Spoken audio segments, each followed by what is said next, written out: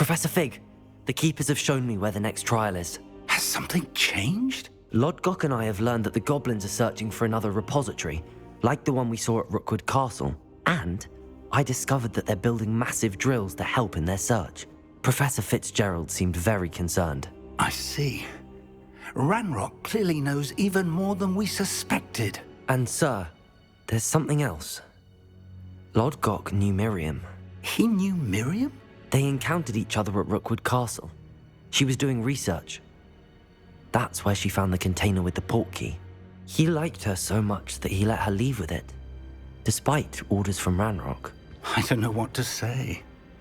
She could win over almost anyone. I want to hear more of this. And, in fact, I'd like to speak with Lodgok directly. But we've no time now. Where is the next trial? Believe it or not, it's in the headmaster's office. Incredible. All right. You'll need the password to get past the stone gargoyle. The headmaster's house elf will know it. I've actually met Scrope, but I'm not sure he'll tell me. He's rather devoted to the Black family. He is. So you'll need a disguise. I have just the thing. A Polyjuice potion. You'll look and sound like Professor Black. Wait, doesn't Polyjuice potion require a bit of the person you want to change into? And take ages to brew? It does. So how do you already have Polyjuice potion to change into Professor Black? One never knows when such a thing may come in handy. Let's just say I felt the need to be prepared for anything after my fruitless trip to the Ministry on his behalf. Now, time is of the essence. Drink up and I shall explain more.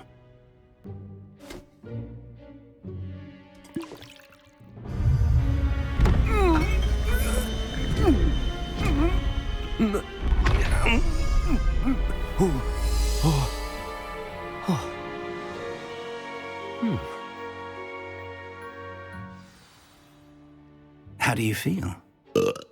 Incredible. I won't forget that taste anytime soon. How do I sound? Convincing. I've taken the liberty of transfiguring your robes. As we discussed, you'll need the password from Scrope, who could be anywhere in the castle. You might look for Professor Kagawa. She's taken to badgering the poor elf about Quidditch in the hopes that he can convince Black to change his mind. Thus far, unsuccessfully. I see. But what if Professor Black sees me? Leave him to me. I shall tell him where to meet a liaison from the Ministry in Hogsmeade. That should give you plenty of time. Thank you, Professor. I suppose we'll meet again in the map chamber. It's rather strange to hear gratitude coming from Professor Black. I'll see you there. Now to find the headmaster's house elf.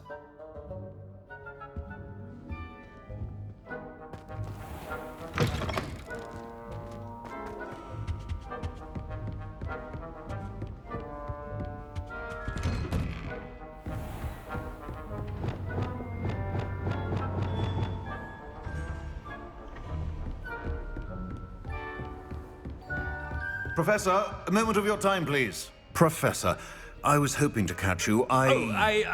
Places to be, Professor Sharp. Places to be. Of course, sir. Only, you'd asked me about a particular potion, and I did? I did, yes. Well, spit it out, Sharp. I don't have all day. Probably best not to discuss it here, sir.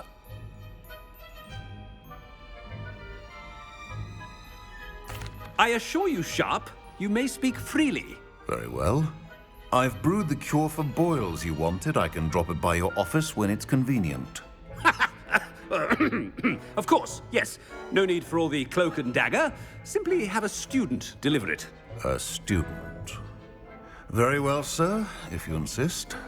I do. And thank you, Sharp. I just hope you've brewed enough for all my boils. Now, to determine which student gets this rather unenviable task.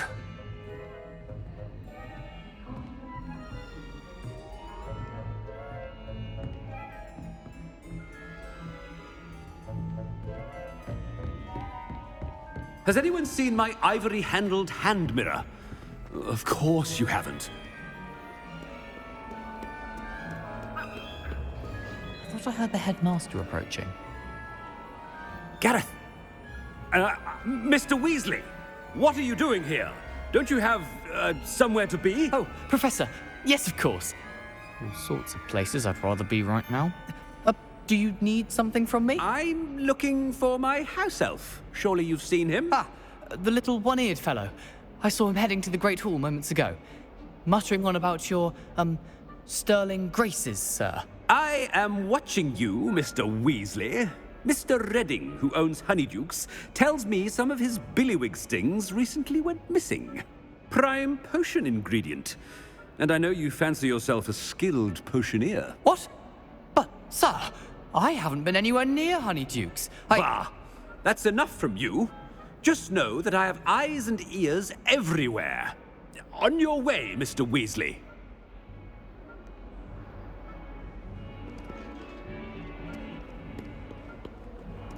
Well, there's one for my diary.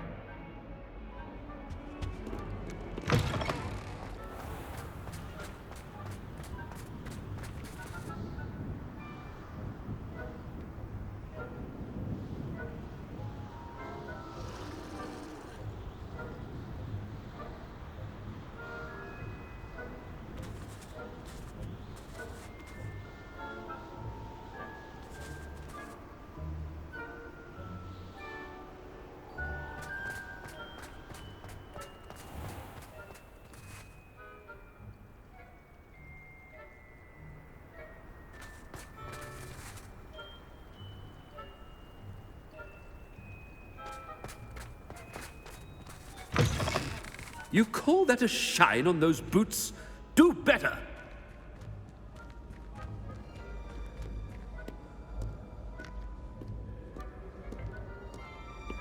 Professor Black, how are you, sir?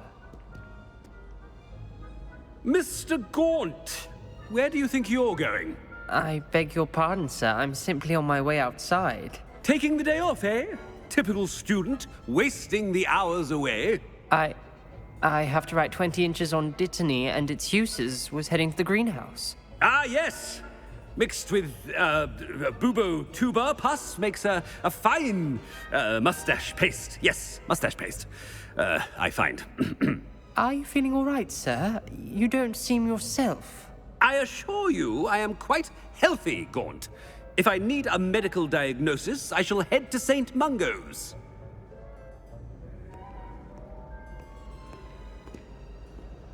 Something is very wrong. I haven't time for any of you at the moment. None. None at all. Move aside.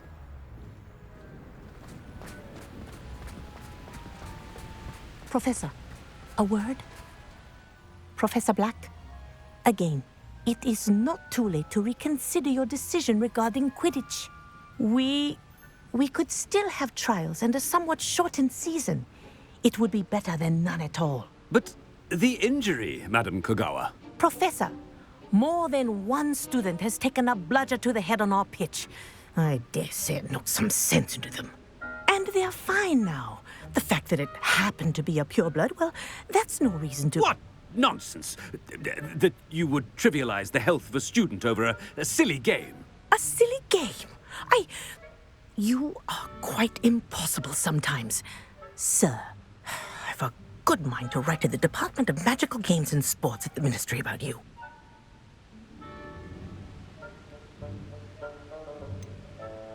I should think you'd have better things to do with your time. Now, where's my elf? Good day, Professor. And I spotted Scrope in the Great Hall. Seems to be avoiding me. I wonder why. Good day, Madam Kogawa. What did we do to deserve him as a headmaster? When I witness what passes for magic in these halls, I simply mourn for the future of the wizarding world.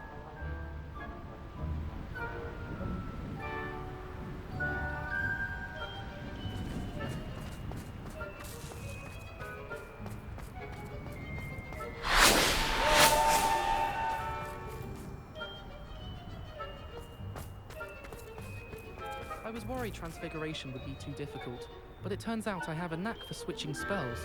Mother says it's my indecisive nature.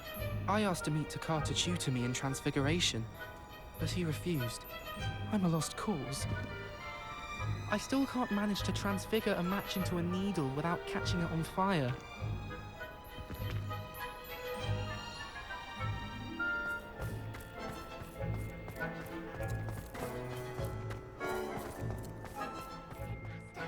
I hope it's not about anything I've been doing. Miss Broom, a word. Oh, Professor, this is an interesting surprise. It's Bloom, by the way. Remind me of your area of affinity, Broom. OWLs are swift approaching. Charms, sir. Non-verbal spells. Might work on one that makes me disappear. Well, keep at it, Broom. And before you know it, you'll be as invisible as that new fifth year seems to be. They're not invisible, sir. I've seen them near the library. In fact, they help me with my, heavy books. Speaking of invisible, where's my blasted house elf? Something seems a little off with the headmaster.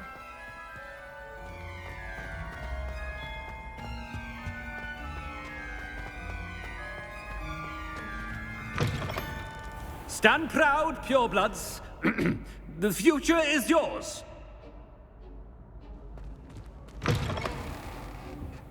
Professor, a word, please.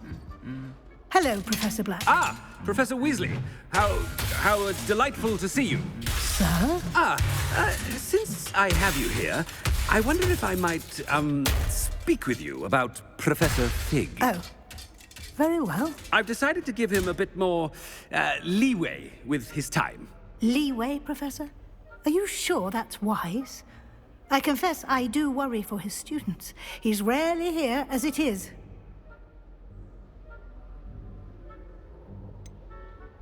I realize that, and I'd like to keep it that way. I see. But, sir, if I may, I am wary of how much time the new fifth year seems to be spending away from the castle, supposedly on Professor Fig's behalf. I've heard unsettling rumors of their escapades.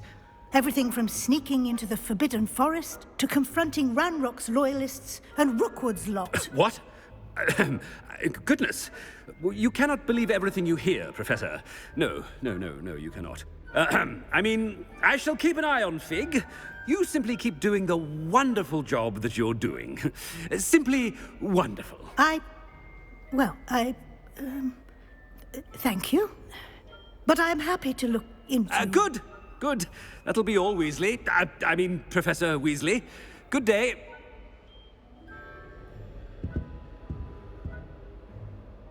A wonderful job. Leeway for Professor Fig. I shall never understand that man. That ought to give Professor Fig some breathing room.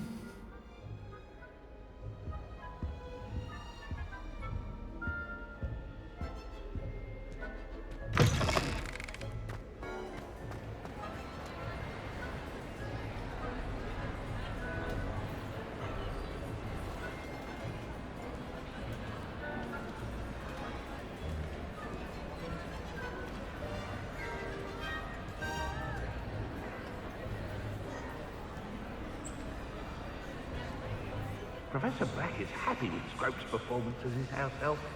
There's no doubt in Scrope's mind. Scrope! Oh, greetings, Master. Remind me of the password to my office.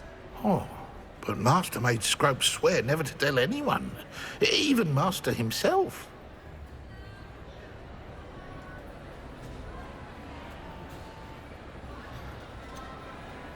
And now I'm telling you that you can tell me. Yes, sir. Of course, sir. Scrope begs forgiveness. It is the Black family motto, Master. Right. Of course. Master does remember it.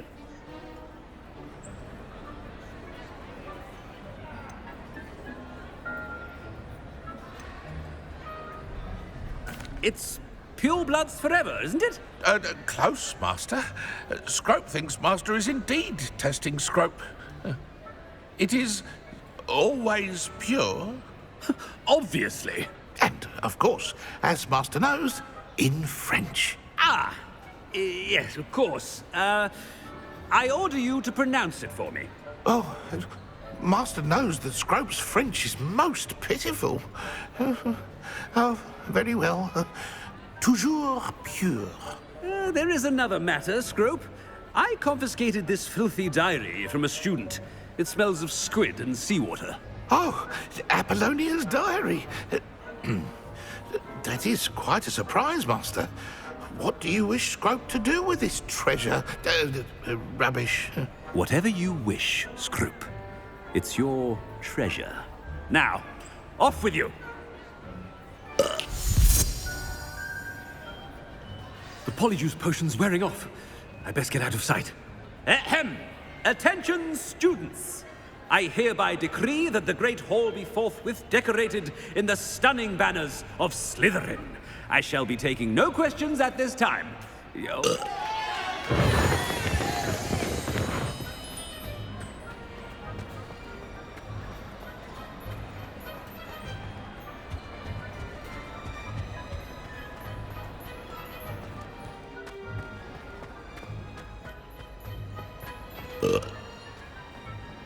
Made it just in time. It's wearing off. Fig was right. I can't believe it worked. Now to speak the password to the gargoyle.